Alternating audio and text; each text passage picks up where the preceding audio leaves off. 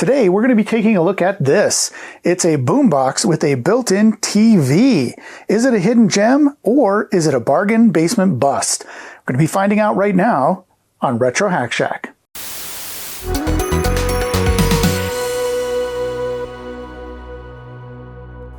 All right, so here we are today. Sorry it's been so long getting videos out. I apologize. I just have a really busy job and it's been keeping me busy with traveling and all sorts of other things. I haven't been able to do as many videos as I want. So I'm trying to figure out what to do with my multiple channels. Do I collapse them into one so I can get more videos out, or do I keep things separated, keep e-waste on the second channel? I don't know. I'm trying to figure it out. But today is something special because I've been looking for one of these for a long time. And I did happen to pick this up at e-waste, even though this isn't, I guess we'll just make it an e-waste Wednesday video. How about that? We'll put the graphic up and everything. So welcome to e-waste Wednesday on the main channel. But yeah, this is really, really cool. Before I get started, I do want to thank my patrons and my YouTube members out there that are donating and keeping the channel going. I really do appreciate it. I'll have to put out a Patreon or member only video here in a little bit because I've been so lax on trying to get these videos together. But I've been looking for something like this, maybe not this exact one, for a long time.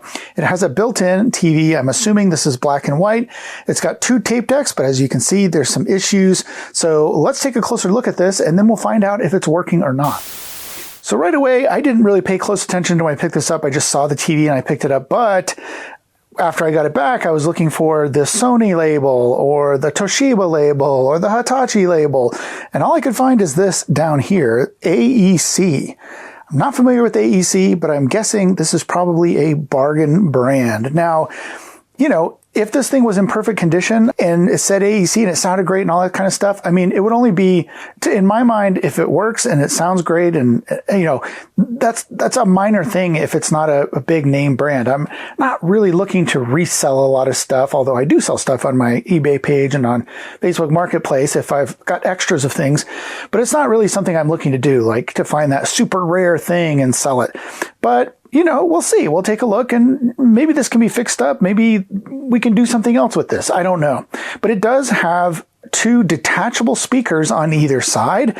So this was probably in the late 80s era, I'm guessing, also based on the fact that it's kind of black and has these kind of cheap faders here. I'm guessing this was late 80s. We'll find out if it has a date on it. But it does have a built-in TV, which is really nice. Got the tuners over here. It's got some controls and things like that, some slider switches and things right here in the middle. So over here we've got the power, and I don't know if you can see, but it looks like this LED is actually a little bit lit.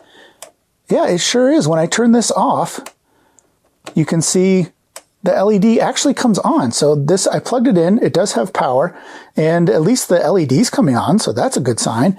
Here in the middle, we have the selection for TV band, which is either VHF low, VHF high, or UHF. So it does UHF, that's kind of nice.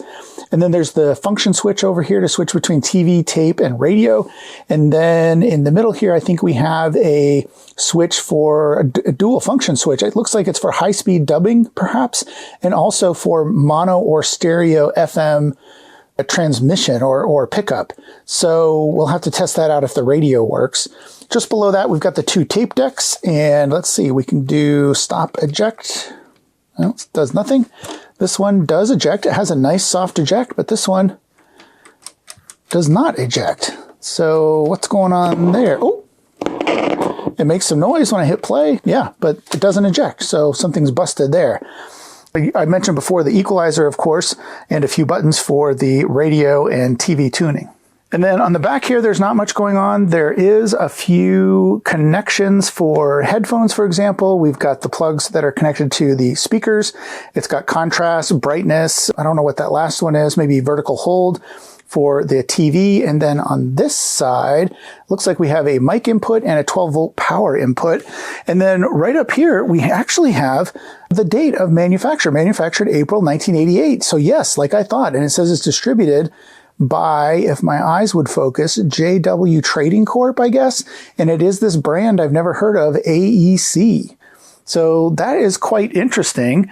It's made by AEC. It's distributed by somebody else. I don't know. Do you know what this AEC, where it comes from? Maybe foreign country somewhere? I have no idea, but just a quick note here. It appears that AEC actually stands for Action Electronics Company out of Taiwan, who manufactured this thing, and then it was redistributed by other companies as it was brought into the United States. And they actually made some other units as well. Here's a small portable one I found on WorthPoint, which looks also very interesting and compelling.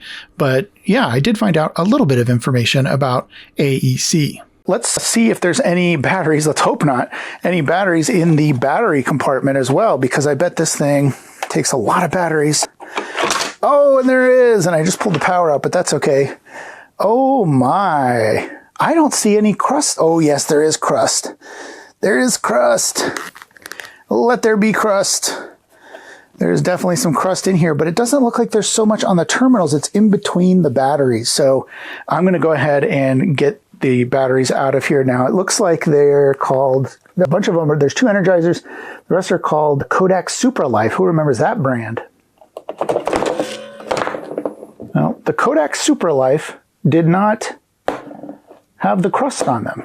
Maybe those are not alkaline. Maybe those are carbon. But the 2 Energizers definitely got nice and crispy. But yeah, the terminals are not corroded at all. So maybe these were put in here fairly recently. Let's just test one of these Kodak Supralife batteries and see if it has any juice left in it. Here we go. I'll just pick one at random. And we will see if these D-cell batteries... Oh, it has 0.06 volts on it. It actually does have some life in it. I mean, not much, but better than 0. 0.06, let's see if they all read 0.06. I bet they do. 0.05, 0.07 maybe, depending on how well I get my probe on here. 0.06, yeah. So unfortunately, no, these are alkaline batteries, but they didn't leak. Interesting. Now, crust is good on pies, but crust isn't good on batteries, and you certainly don't want crust on your brand new PCBs. That's why the sponsor of this video is PCBWay. You'll be happy because it's easy to order low-cost, high-quality PCBs. Just put in a few parameters like the size of your board, how many you want, upload your Gerber, and bing, bang, boom, you're done and ready to go. Your PCs are shipped to you quickly and easily. They're on their way in no time. With added services like assembly and CNC milling, you can never go wrong with PCBWay, and I thank them for their support of the Retro Hack Shack. Now, this thing is not in great condition. It's not the worst I've ever seen. It looks like it has a lot of scratches that probably won't come out with the cleaning. We can give it a try if I decide to save this thing, but yeah, it's kind of scratched up on top, and it's got a plastic cover over the TV, and I think this might have the plastic. I thought it was going to be scratched up right here because there's a scratch in the middle here, but I don't think this is. I think this is a plastic cover. So we can actually play the sexy music and pull this cover off of the plexiglass. Is that gonna come off?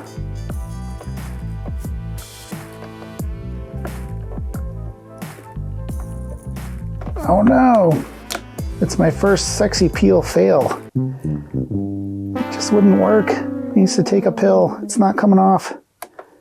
Oh no, I think it will come off, but I'm gonna have to work at this for a little bit. So the music is not appropriate for this one. All right, well, that's okay. We can still try it out. Let's try the radio first, because radio, you know, not as many moving parts, and it typically works. I think this is the radio here. Oh, yep. And it's not very happy, that's for sure. But let's see, let's go ahead and put the antenna up, because it does have the antenna. And there's all kinds of LED lights in here too, so that could be it. It's on, I think, medium wave. Oh, medium wave and long wave. That gives us a clue that maybe this came from Europe. Let's go ahead and put this in FM mode.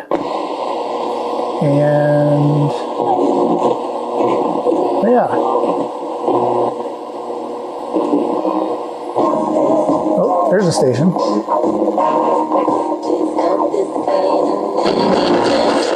Ooh, These pots are also very sticky. That's why it wasn't so loud. Let me try turning this up just a little bit. Ooh. This needs some deoxit.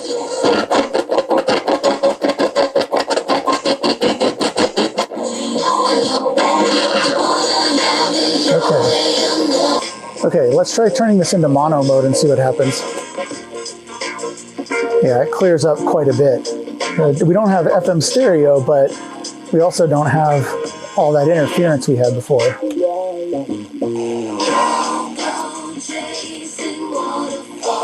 It takes a minute. It does have a stereo light as well over here that comes on when you're in stereo. Hey, 102 jams. Nobody's playing throwbacks like this. You take the clothes off my back. Okay, so I can't get, I don't want copyright. I didn't know that was a throwback. I've never heard that song before. To me, a throwback is like, you know, I don't know, Survivor or something, maybe Boston or, I don't know, Kansas.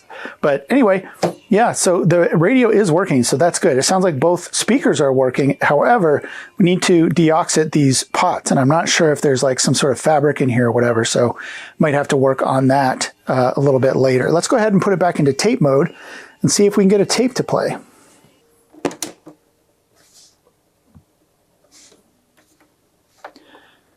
So the tape reel is moving, so that's a good sign. Let's see if fast forward and reverse work. Not very strong, but it does work. Rewind. Yep, it is working. We have a chance that this boombox from 1988 is actually going to play a tape, which would be amazing. Sound so you can hear conversations. I went ahead with the deoxit and deoxited these, all of the sliders here, all the slider pots and or faders, whatever you want to call them.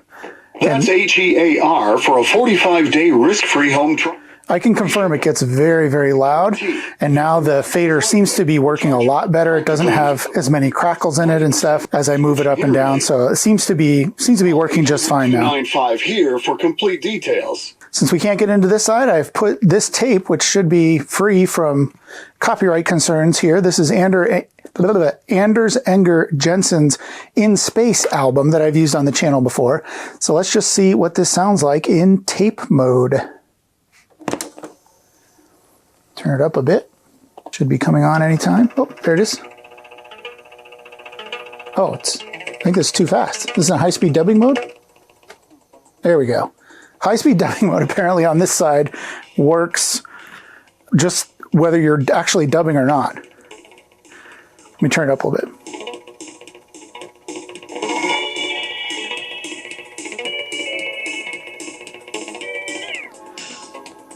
So that's what it should be sounding like, and for some reason I've lost this speaker.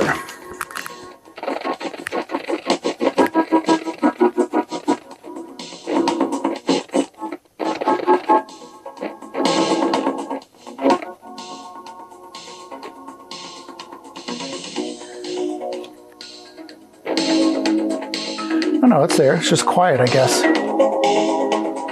The balance slider works between left and right.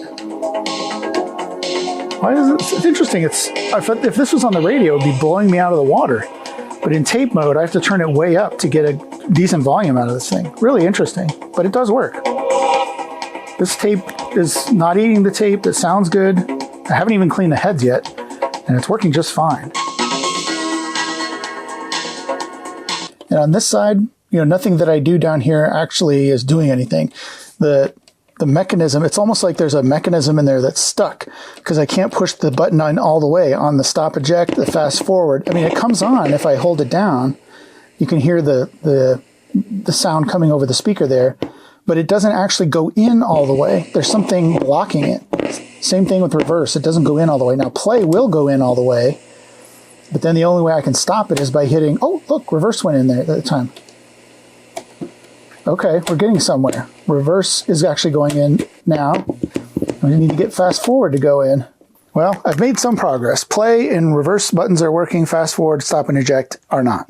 Okay, last but not least, the moment that I've been waiting for. I don't know about you, but I want to see if this TV will actually come on and show me any static.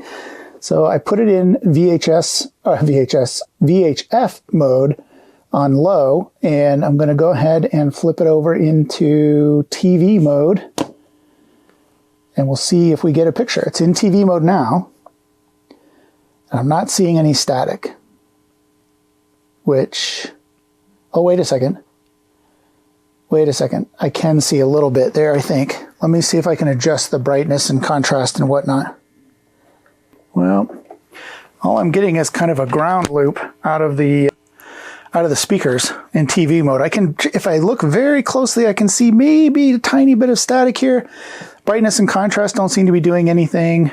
Turning the tuner doesn't seem to be doing anything. So if I do keep this, this is going to have to be a repair. This case or the cover for this is going to have to be a repair. Maybe I can 3D print something. And then obviously I'm going to have to repair the buttons here and see if maybe the mechanism just needs some grease or something. I don't know. Maybe a spring broke. That's not working. And overall, it just needs a good clean. So I want to know from you what I should do with this, because I'm on the verge of taking this back to e-waste.